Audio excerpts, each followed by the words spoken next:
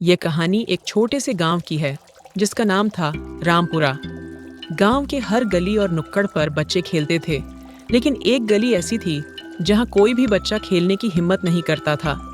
उस गली में रहते थे रामलाल चाचा, जिन्हें बच्चे अकड़ू चाचा कहते थे। चाचा का स्वभाव हमेशा से बहुत सख्त था। बच्चों को हंसते खेलते देखना उन्हें बिल्कुल पसंद नहीं था।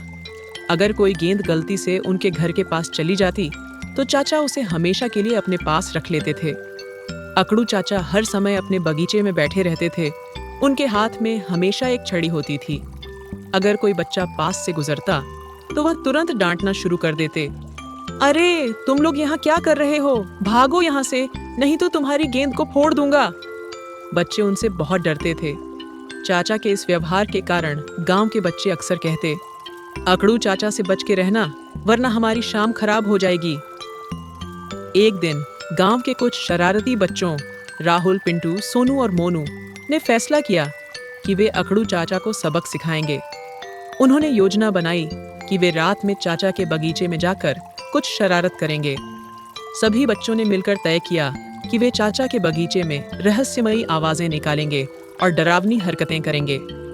उन्हें लगा कि ऐसा करने से चाचा डर जाएंगे और उनका गुस्सा कम हो जाएगा। रात का समय था। बच्चे चुपके से चाचा के बगीचे में घुस गए। उन्होंने चुपचाप झाड़ियों के पीछे छिपकर भूत भूत की आवाजें निकालनी शुरू कर दी। चाचा अपनी कुर्सी पर बैठे थे और अचानक यह आवाजें सुनकर उठ खड़े हुए। कौन है वहां? चाचा ने गुस्से में चिल्लाया, लेकिन बच्चे छिपे रहे। चाचा ने चारों ओर देखा, लेकिन उन्हें कुछ दिखाई नहीं दिया। उन्हें थोड़ा अजीब लगा, लेकिन उन्होंने इसे नजरअंदाज किया और वापस बैठ गए। बच्चे अपनी पहली शरारत से बहुत खुश थे। उन्होंने अगली रात फिर से कुछ करने का निर्णय लिया।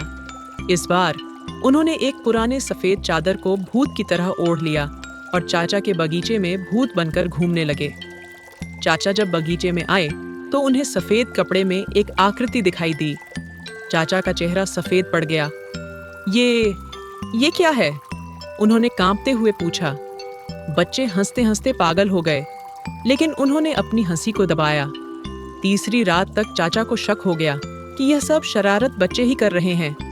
उन्होंने बच्चों को सबक सिखाने की ठान ली। उन्होंने अपने बगीचे में चारों ओर पानी के पाइप छुपा दिए और जैसे ही बच्चे बगीचे में घुसे, उन्होंने पाइप का नल खोल दिया। सभी बच्चे पूरी तरह से भीग गए।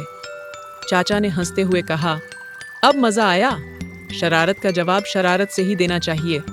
बच्चों ने पहली बार चाचा को हंसते हुए देखा और उनके मन में चाचा के लिए थोड़ी दया जागी। चाचा की इस हरकत के बाद बच्चों ने फैसला किया कि वे चाचा के साथ दोस्ती कर लेंगे। उन्होंने चाचा के घर के पास जाकर माफी मांगी और कहा, चाचा, हमें माफ कर दो। हम आपको परेशान नहीं करेंगे। क्या हम आपके साथ दोस्त बन सकते हैं? चाचा ने पहले तो उन्हें घूरा, लेकिन फिर उन्होंने मुस्कुराकर कहा, ठीक है, पर शर्त यह है कि तुम लोग अब मेरी मदद करोगे और बगीचे में मेरी मदद करोगे। बच्चे खुशी खुशी मान गए। चाचा और बच्चे अब अच्छे दोस्त बन गए थे। चाचा ने बच्चों को बगीचे के फल तोड़ने का और पौधों की देखभाल करने का तरीका सिखाया। बच्चे हर शाम चाचा के पास आकर उनकी मदद करते थे और साथ में खूब मस्ती करते थे। चाचा अब पहले जैसे अकड़ू नहीं रहे थे। वे बच्चों के साथ हंसते खेलते थे और बच्चों को चुटकुले सुनाते थे। बच्चों को ऐसा लगता था जैसे उन्होंने अपने लिए एक दादा जैसा दोस्त बना लिया हो। लेकिन एक दिन चाचा अचानक बीमार पड़ गए। बच्चों को लगा कि चाचा ने बस थकान की वजह से आराम किया है, लेकिन चाचा की तबीयत दिन ब दिन बिगड़ती जा रही थी। बच्चे उनके पास जाते, उनके लिए फलों का जूस लाते और उन्हें हंसाने की कोशिश करते, पर चाचा की हालत में सुधार नहीं हो रहा था। एक रात चाचा ने अपने बगीचे में बच्चों को बुलाया और उनसे कहा, बच्चों, मुझे तुम सब पर बहुत गर्व है। मैंने तुम लोगों को हमेशा गलत समझा, लेकिन तुमने मुझे सच्ची दोस्ती का मतलब सिखाया। चाचा की आंखों में आंसू थे। अगली सुबह जब बच्चे चाचा के घर गए तो उन्हें एक दिल दहलाने वाली खबर मिली। चाचा का देहांत हो चुका था। बच्चों का दिल टूट गया। वे बगीचे में चुपचाप बैठ गए, जहां उन्होंने चाचा के साथ हंसी मजाक और मस्ती के लम्हे बिताए थे।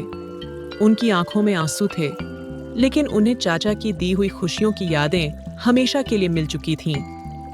चाचा के जाने के बाद बच्चे हर रोज उनके बगीचे की देखभाल करते और उनके द्वारा सिखाए गए कामों को प्यार से करते थे।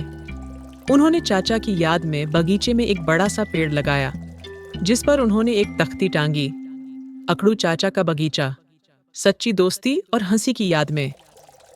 इस कहानी का संदेश यही है कि कभी-कभी हम उन लोगों से सच्ची दोस्ती पा सकते हैं जिनसे हमें उम्मीद भी नहीं होती। रिश्तों की अहमियत को समय रहते समझना जरूरी है, क्योंकि समय कभी रुकता नहीं।